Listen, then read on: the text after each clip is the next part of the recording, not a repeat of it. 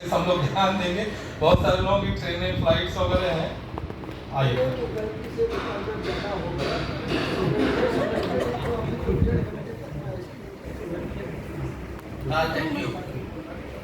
Thank you professor Paswan. Honourable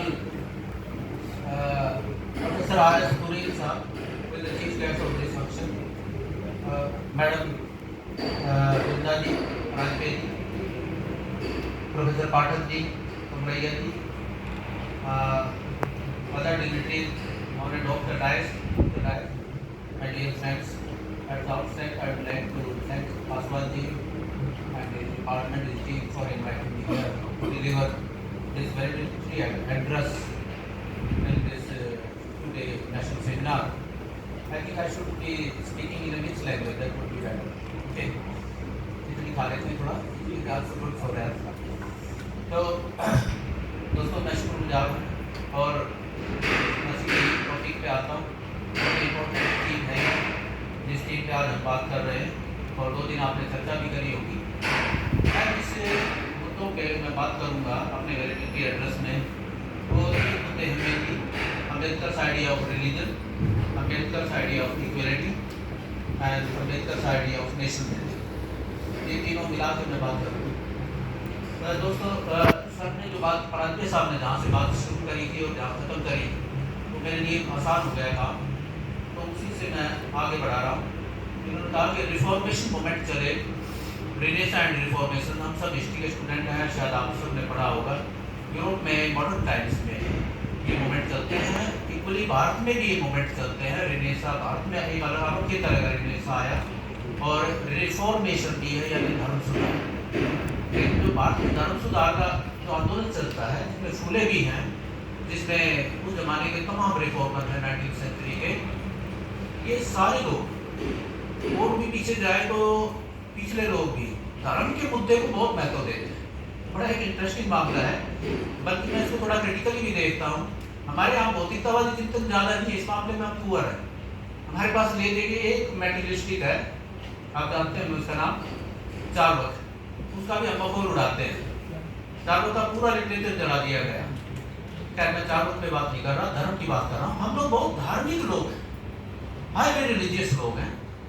interestingly जो लोग धर्म के सताए हुए हैं ना, वो भी धर्म को नहीं छोड़ते। मतलब ये बहुत एक अनोखी चीज है बात की। जैसे उदाहरण के तौर पे ये 3 व्यक्ति मुझे याद आते हैं जो कि फूले के एक तरह से नहीं अम्बेडकर के आदर्श भी रहे हैं। एक तो गुरु रविदास जो मेडिवल टाइम के हैं, जो भारत का पहला यूटोपिया देते हैं। पहला यूटोपिया, मैं थॉमस मूर तक ले जा रहा हूँ आपको। थॉमस मूर ने किताब लिखी थी यूटोपिया। यूटोपिया मतलब होता है एक आदर्श समाज, समतावादी समाज, जिसमें सब लोगों की प्रॉब्लम दूर हो, एक आदर्श, एक सपनों की दुनिया। एक फिलोसफर सपना लेता है ना, उसको सपना लेना चाहिए, लोगों को देना चाहिए। तो मूर ने सपना दिया था समाजवाद के आने से भी पहले। और भारत में भी गेल ओम्बेद लिखती हैं। ये 3 व्यक्तियों की मैं बात कर रहा हूँ। ये तीनों व्यक्ति कितने धार्मिक हैं। गेल ओम्बेद लिखती हैं इंडिया का फर्स्ट यूटोपिया दिया गुरु रविदास ने। जरा देखिए, जो व्यक्ति समाज के नब्बे कुचले वर्ग से आता है, चरमकार जात के थे वो कहते हैं अपने यूटोपिया ऑफ बेगमपुरा, उसने किताब लिखी है यूटोपिया, सीकिंग यूटोपिया। गेल ओम्बेद का नाम ले रहा हूँ, मेरी विचार नहीं है जी।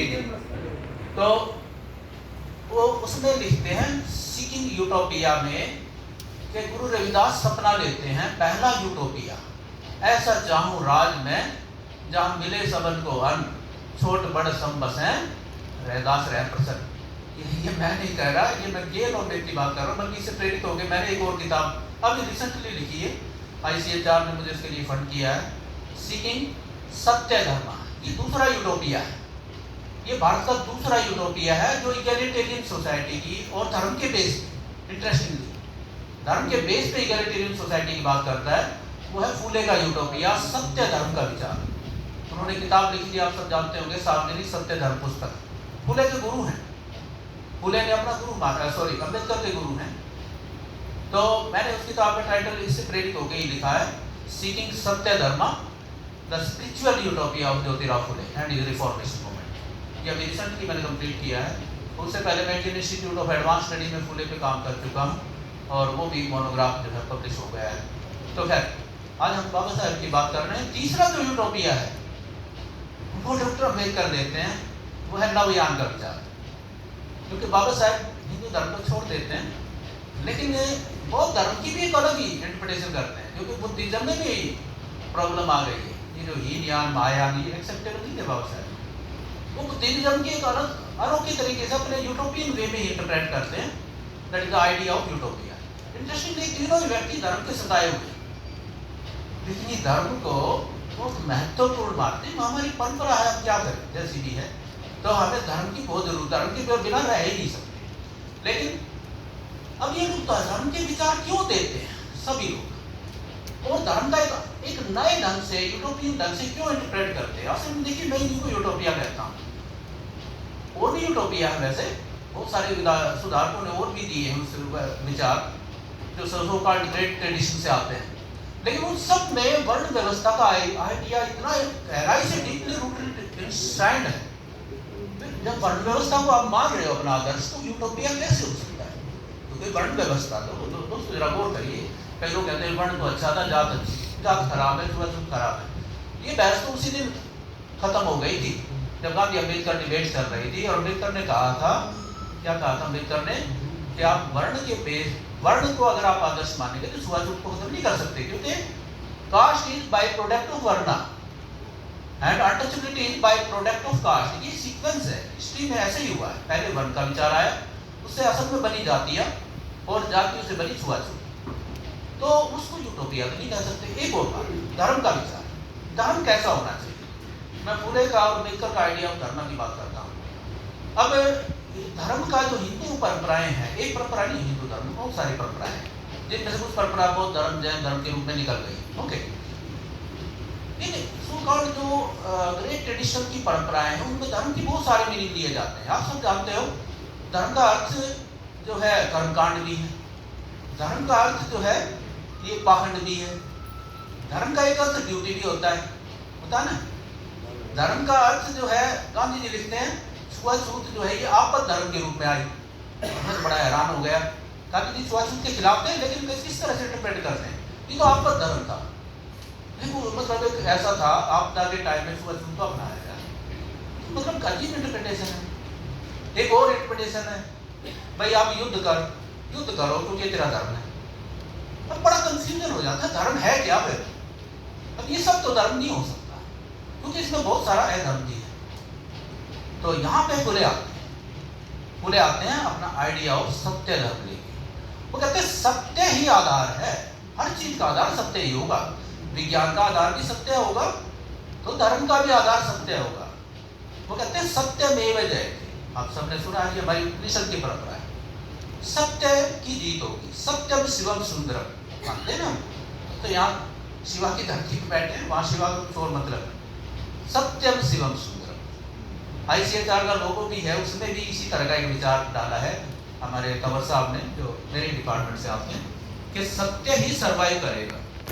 ऑब्वियसली धर्म में भी सत्य ही सर्वाइव करेगा। सत्य, truth is the essence of religion. Truth, आप ये भी नहीं कह सकते God is truth. Gandhi ji शुरू में गॉड इज ट्रुथ कहते थे, बाद में Gandhi ji came to close to Phule when he said truth is God. लेकिन क्या पता गॉड सत्य ना हो, आप प्रचारित किए जा रहे हैं भगवान सत्य है, सत्य ईश्वर हो सकता है, सत्य को ही सबसे बड़ा सम्मान देना चाहिए। तो मैं अभी एक जगह बोल रहा था, ये प्रिसेप्ट्स हैं इन सब के। अच्छा, ये इंटरेस्टिंगली बाबा साहेब अम्बेडकर के भी हैं। उनका अगर ये पढ़ो ना, ये जो विचार है, जो नवयान का विचार है, उसमें आगे बाबा ये 3-4 पॉइंट है, मेरे खास 3-4 वो है मूल्य हमारे, जो धर्म के बुनियाद है, और ये भारतीय कल्चर से ही आए। देखो, 2 तरह के धर्म, दोस्तों जरा गौर करो। एक धर्म है इब्राहिमी धर्म, जो वेस्ट के धर्म है, और दूसरे जो धर्म है वो है भारतीय मूल के धर्म। भारतीय मूल के धर्मों में कुछ मुद्दों को लेके मतभेद है, लेकिन कुछ मुद्दों को लेके समानताएं भी हैं। जरा गौर कीजिए, ये 4-5 बेसिक मूल्य हैं जो बाकी सभ्यता के धर्मों से निकले हैं। बौद्ध धर्म भी, जैन धर्म भी, इवन हिंदू धर्म भी, और तमाम धर्म, सिखिज्म भी आता है। पहला यही है सत्य, सत्य का विचार, सत्य धर्मी बनना चाहिए। दूसरा है ट्रूथफुलनेस, दूसरा है नॉन वायलेंस का विचार, तीसरा है कंपैशन का विचार, करुणा का विचार। देखिए हम तो जो है हिंदू लोग चींटियों को भी खाना खिलाते हैं, ये क्या है? करुणा का विचार, चींटियों को खिलाते हैं लेकिन अशुद्धों को नहीं। बड़ा एक पैराडॉक्स है यहाँ पे। तो हमें उस मूल तक पकड़ना चाहिए, उस तक लौटना चाहिए। ये है सत्य धर्म, करुणा का विचार, प्रेम का विचार, भ्रातृत्व का विचार, भाईचारे का विचार, क्षमा का विचार। क्षमा, यही तो है, यही फूले के रिसेप्ट्स हैं और यही बाबा साहेब अम्बेडकर के नवयान के रिसेप्ट मिलेंगे अगर उसका अध्ययन करेंगे। तो दोस्तों, जो धर्म के बारे में जितना ज्यादा कंफ्यूजन था उसको क्लियर कर देते हैं दोनों लोग, एक बात और दूसरे। ये तीनों ही व्यक्ति, मैंने रविदास को भी मिला दिया यहाँ पे, ये तीनों ही व्यक्ति जो नीचे से उठ के आए या निचली परंपरा से आते हैं और धर्म के सताए हुए लोग हैं, लेकिन धर्म की इतनी सेवा करते हैं, मूल धर्म तक ले जाते हैं हमें, ये है धर्म, बाकी सब है धर्म है। तो एक बात तो ये। दूसरी बात, अम्बेडकर साहब के, मैं इस धर्म वाले पॉइंट से थोड़ा सा आगे जाता हूँ। दूसरी बात है, बाबा साहेब का जो आइडिया ऑफ इक्वलिटी है, ये कहाँ से इंस्पायर होता है? बाबा साहेब ने देखिए 2-3 BBC को इंटरव्यू दिए आखिरी दिनों में। एक तो BBC को दिया था और एक उससे पहले जो है आकाशवाणी को दिया था ना। मैं उनको यूट्यूब पे अवेलेबल है, जरा देख लेना। 1954 में दिया था। उसमें वो कहते हैं कि मेरा जो विचार है उसका अगर सारांश पूछो तो वो है लिबर्टी, इक्वलिटी एंड फ्रेटर्निटी, है ना। ये उनकी फिलॉसफी का आधार है। वो कहते हैं ये मैंने फ्रेंच रेवोल्यूशन से नहीं लिया, ऑब्वियसली वहां से भी लिया है, ऐसा नहीं है, वो मॉडर्न एज के थिंकर है वो। लेकिन वो कहते हैं मैंने वहां से ही नहीं लिया, वो ये कहना चाहते हैं मैंने तो बुद्धिज्म से लिया। असल में इंडिया में मिल जाएंगे विचार। ये जो धर्म को लेके सारा जो कंफ्यूजन हो रहा है ना, असल में सारा ये लोग मतभेद जो कर रहे हैं, एक मुद्दा ही है, वो है इक्वलिटी का मुद्दा। वो बहुत ज्यादा मुद्दे नहीं है। इक्वलिटी वहां वर्ण व्यवस्था में नहीं है, तो इक्वलिटी को रोकना चाहते हैं बेसिकली। लेकिन लिबर्टी, इक्वलिटी और फ्रेटर्निटी, जो फ्रेटर्निटी है वो भी भारत की परंपरा में है और लिबर्टी का विचार भी है। लेकिन इक्वलिटी के मामले में जो सो कॉल्ड ग्रेट ट्रेडिशन है उसमें प्रॉब्लम रहती है वर्ण व्यवस्था के कारण। तो बाबा साहब ने तो ये कहा, ये मेरी फिलॉसफी का सार है। ओके, एक और बात, एक तो दूसरी बात कहते हैं, BBC को ही कहते हैं, ये BBC का इंटरव्यू है, आप इंटरव्यू जब भारत का संविधान लागू हुआ था, जब उनसे पूछा था तो आपको क्या लगता है कि ये छुआछूत, ये जाति व्यवस्था कब खत्म होगी? बाबा साहब प्रेडिक्ट करते हैं, वो कहते हैं मुझे तो नहीं लगता 100 साल तक ये खत्म हो जाएगी। देखिए 75 साल तो हो गए, खास नहीं जाति खत्म हो गई। कभी आप सोचो जाति खत्म हो गई, वो सारे लोग कहते हैं जाति खत्म हो गई। जरा मैं आपसे एक सवाल पूछता हूँ, यहाँ जितने भी लोग बैठे हैं, जरा मुझे बता दीजिए जाति से बाहर है वो, एक भी आदमी हाथ खड़ा करे। चलो अच्छी बात है, इंटरकास्ट मैरिज करा है आपके माँ बाप ने, अब मुझे ये बता दीजिए फिर जाति से बाहर कैसे हो गए? ये मेरा सवाल अच्छे से समझो। जाति से बाहर होने का मतलब है कि आपने जाति की दीवारें तोड़ी हैं, आपके माँ बाप ने तोड़ी हैं, तब जाति से बाहर होंगे। हम सब बुनियादी तौर से आज भी कास्ट हैं। बाबा साहब ने कहा मुझे 100 साल तक नहीं होगा, मैं इसमें 75 तो हो गए, 25 साल और भी बचे हुए हैं उनके, मैं थोड़ा सा अपना भी विजन गिरा देता हूँ, थोड़े से पढ़े लिखे हम भी हैं, मैं कह रहा हूँ 25 साल और भी जोड़ लीजिए, आने वाले 50 साल तक जाति का कुछ नहीं होने वाला। जिस तरह से, जिस स्पीड से हम चल रहे हैं, हालांकि इंटरनेट हो, ग्लोबलाइजेशन, बहुत सारी चीजें हो गई है, उससे थोड़ा रही, बहुत ज्यादा नहीं, ग्रोथ भी बहुत ज्यादा है। तो ये है चैलेंज नेशन के सामने। नेशन बनेगा कैसे, इक्वलिटी आएगी कैसे? ये बाबा साहब देखिए एक बात बोलना चाहिए, और ये फुले भी लागू होती है। ह्यूमन राइट्स, मानवाधिकार, ये सब मानव अधिकार के समर्थक हैं। फुले भी, अम्बेडकर भी, इवन गांधी जी भी और बाकी लोग भी। मानवाधिकार की बात 19वीं शताब्दी के सब लोग करते हैं, क्योंकि पश्चिम से ये डिस्कशन शुरू हुआ था। थॉमस पेन जो है राइट्स ऑफ मैन नाम की किताब लिखते थे, फिर फ्रेंच रेवोल्यूशन में ये मुद्दा आ जाता है मानवाधिकार का। तो ये सब मानवाधिकार की बात करते हैं, ह्यूमन राइट्स। देखिए 19वीं शताब्दी के तमाम थिंकर, जिसमें फुले भी शामिल है, वो कहते थे natural rights are human rights.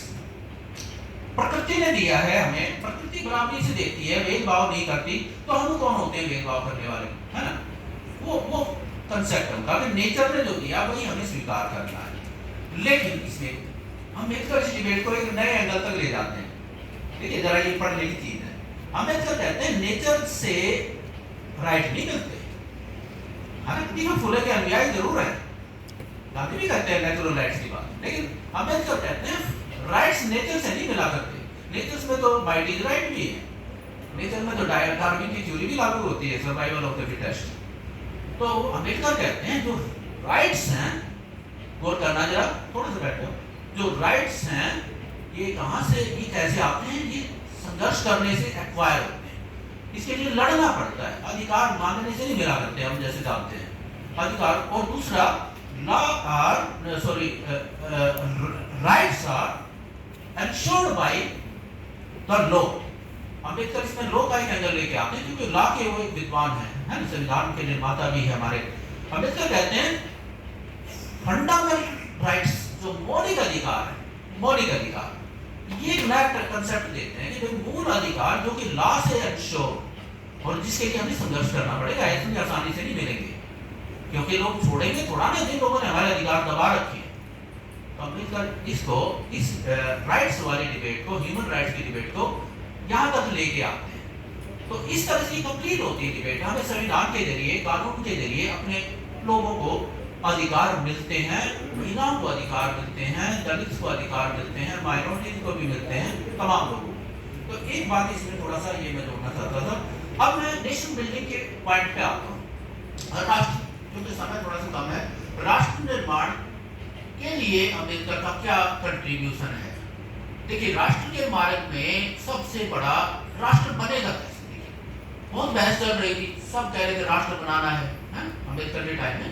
भाई भारतीय राष्ट्रीय कांग्रेस पूरा एक आंदोलन चला रही थी, फुले के टाइम में ही कांग्रेस बनी थी। मैं फुले को फिर मिला रहा हूँ क्योंकि मैं बेसिकली फुले पे मेरा काम ज्यादा है, अम्बेडकर पे भी एक किताब है मेरी, लेकिन फुले को बेस बनाए बगैर अम्बेडकर को समझ ही नहीं सकते।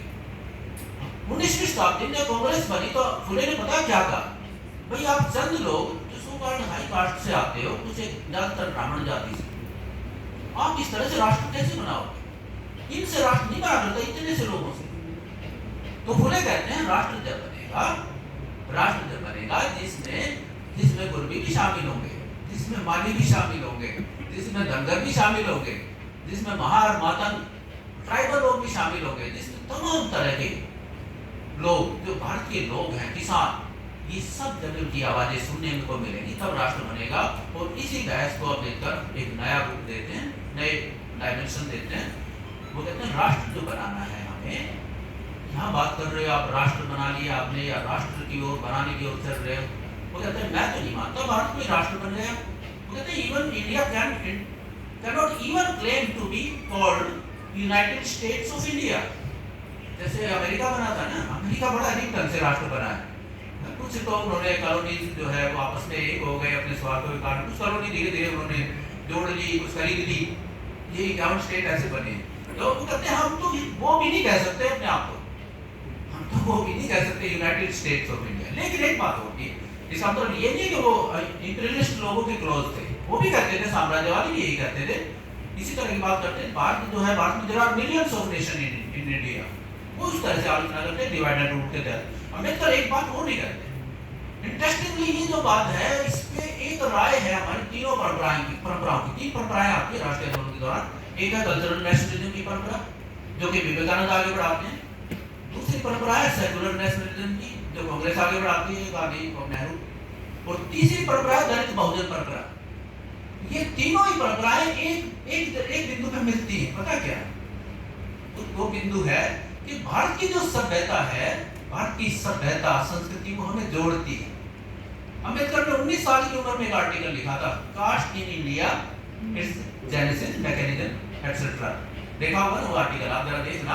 18-19 साल की उम्र में एक आर्टिकल लिख रहे हैं, वो एक बहुत एंथ्रोपोलॉजी एक मैगजीन में छपता है, जर्नल में छपता है। उसमें लिखते हैं कि भारत में जाति प्रॉब्लम है बेसिकली, लेकिन भारत में एक यूनिटी भी है।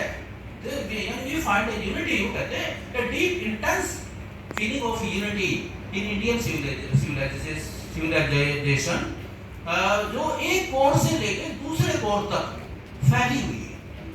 देखिए कितनी शानदार बात। राष्ट्र विरोधी नहीं है। कई लोग कहते हैं अम्बेडकर राष्ट्र विरोधी, क्या नॉनसेंस बात है। वो इतना प्रेम करते हैं, उन्होंने बहुत धर्म जो अपनाया वो सिर्फ इस धरती से प्रेम था, इस सभ्यता से प्रेम था। नहीं तो उसी दिन कह दिया उन्होंने, जब धर्म की डिबेट चल रही थी ना, उन्होंने कहा था कि मैं हिंदू धर्म में पैदा हुआ, मरूंगा नहीं। कहा था ना 1935 में कहा था ये। 1935 में एक बात और भी कह देते हैं, I will neither embrace Christianity nor Islam. लेकिन वो इसका मतलब ये नहीं कि वो मुसलमानों के खिलाफ थे, इसका मतलब ये नहीं वो कम्युनल थे। तो ये कहते नहीं विदेशी मूल के धर्म है, ये इब्राहिमी धर्म है। हमें इन इब्राहिमी धर्मों में अगर अपने लोगों को ले जाएंगे तो कोई भारत की कल्चरल रूट से अपरूट हो जाएंगे। उनको भारतीय धर्मों से प्रेम, सिखिज्म की तरफ भी जाते हैं, बुद्धिज्म की तरफ भी जाते हैं, बहुत सारा विचार करते हैं। अल्टीमेटली तो मुझे तो ये नजरिया लगता है, शायद आप लोगों को पता नहीं सही लगे कि नहीं, मुझे तो लगता है अपने धर्म से बहुत प्रेम था, इस हिंदू धर्म से ही बहुत प्रेम था।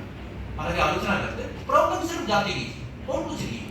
वरना तो प्रेम नहीं होता तो 1956 तक क्यों इंतजार करते भाई? 21 साल का टाइम दिया, जरा सोचिए 21 साल तक का टाइम लिया है 1935 से लेके, और अपनाया भी कब? अपनी डेथ से सिर्फ 2 महीने पहले, 2 महीने पहले। और खुद लिखते हैं, मैंने जब 14 अक्टूबर को अपनाते हैं बुद्धिज्म, वो कहते हैं मैंने लीस्ट नुकसान पहुंचाने वाला हिंदू धर्म को नुकसान पहुंचाने वाला मार्ग चुना, जिससे हिंदू धर्म को बहुत कम नुकसान हुआ। लेकिन भारतीय सभ्यता को और एशिया के साथ जोड़ने के विचार को जो बुद्धिज्म लेके आता है, मैंने उसकी सेवा करी, क्योंकि बुद्धिज्म बेसिकली एशियाई धर्म, वो एशिया के साथ जोड़ना चाहते हैं। बहुत सारा उनका चिंतन है इसके बारे में।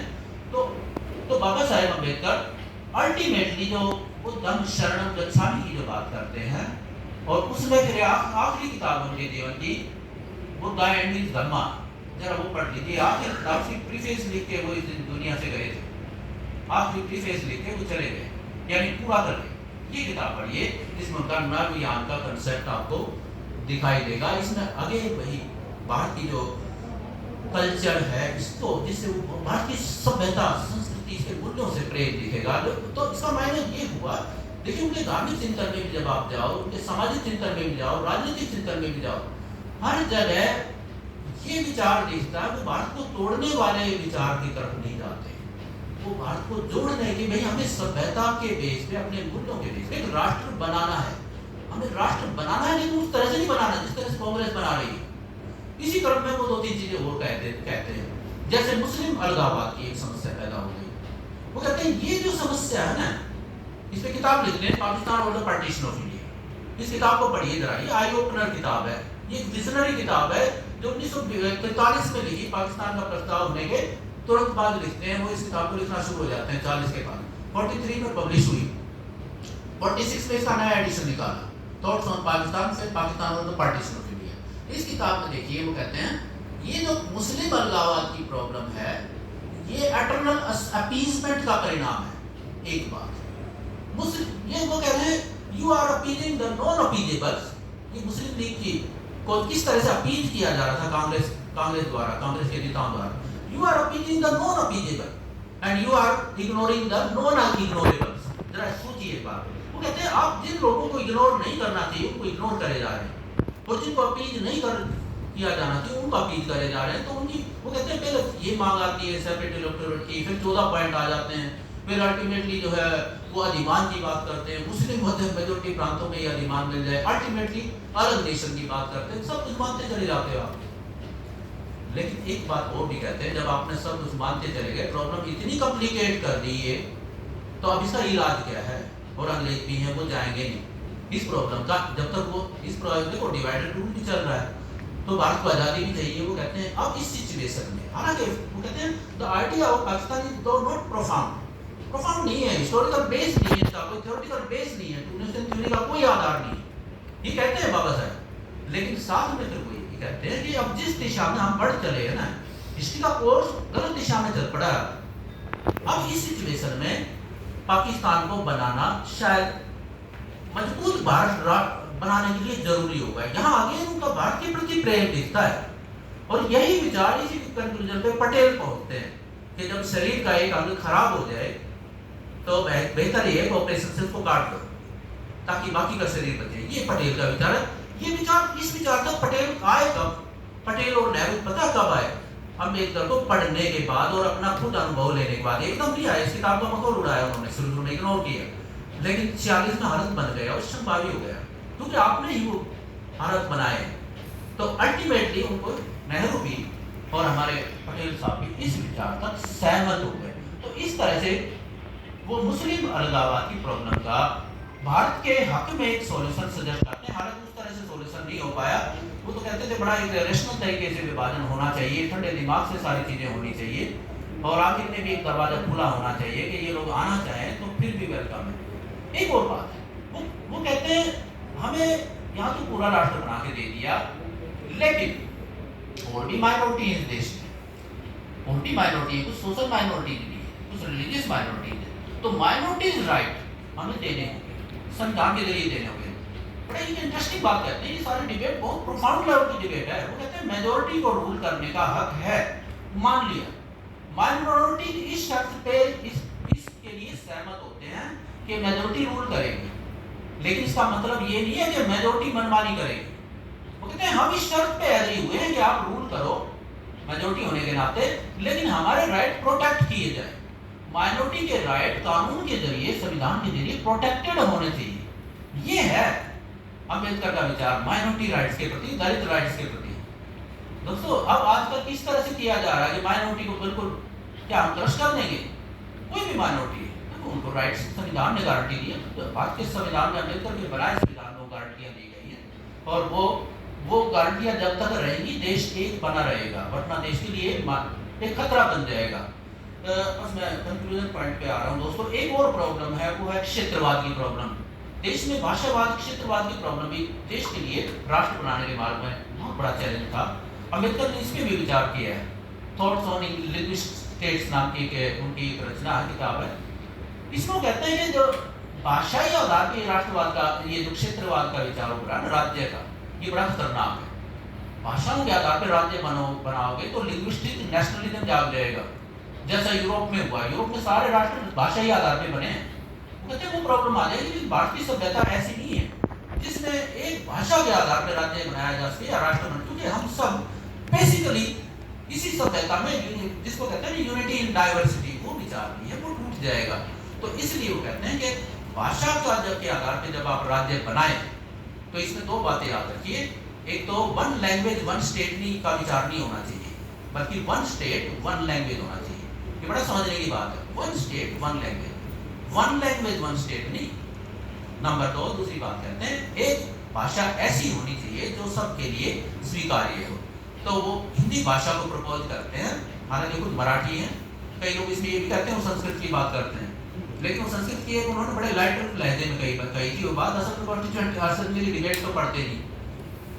अम्बेडकर असल में हिंदी पर सहमत हुए थे, संस्कृत की बात क्या ही थी उन्होंने। किसी ने कहा था संस्कृत को बना दो, तो उन्होंने कहा ठीक है मैं आपका समर्थन करता हूँ, बनाओ।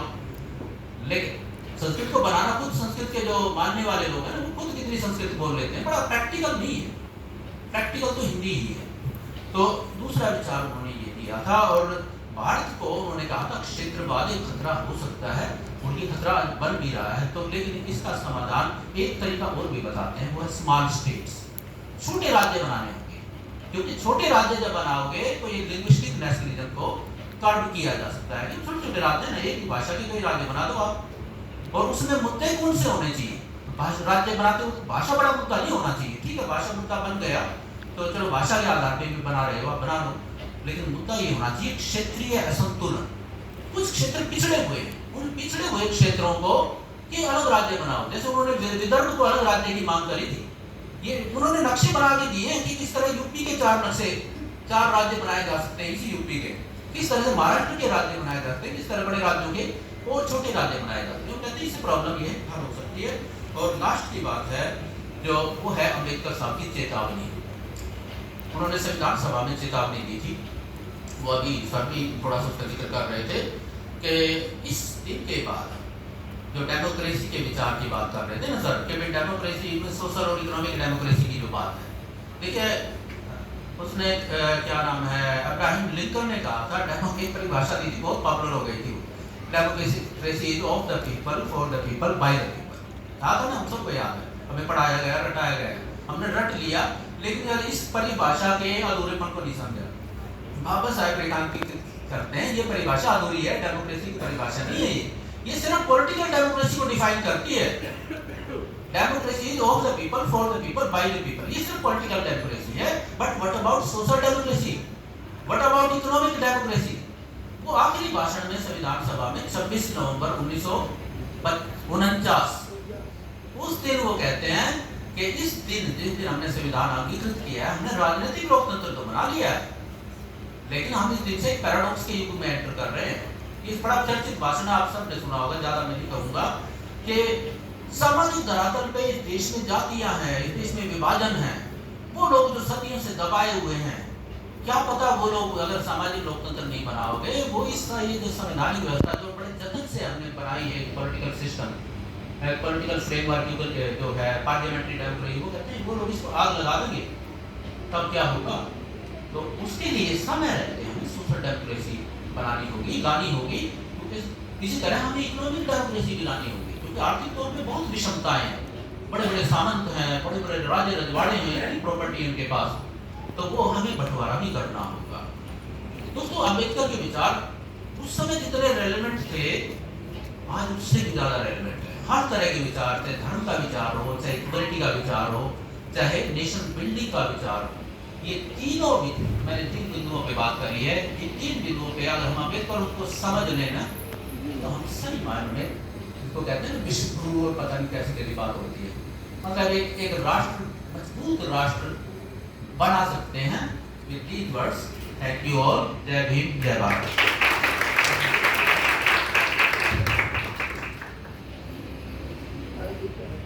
बहुत बहुत धन्यवाद प्रोफेसर चहल सर। अब इस कार्यक्रम बढ़ाते हुए आज के मुख्य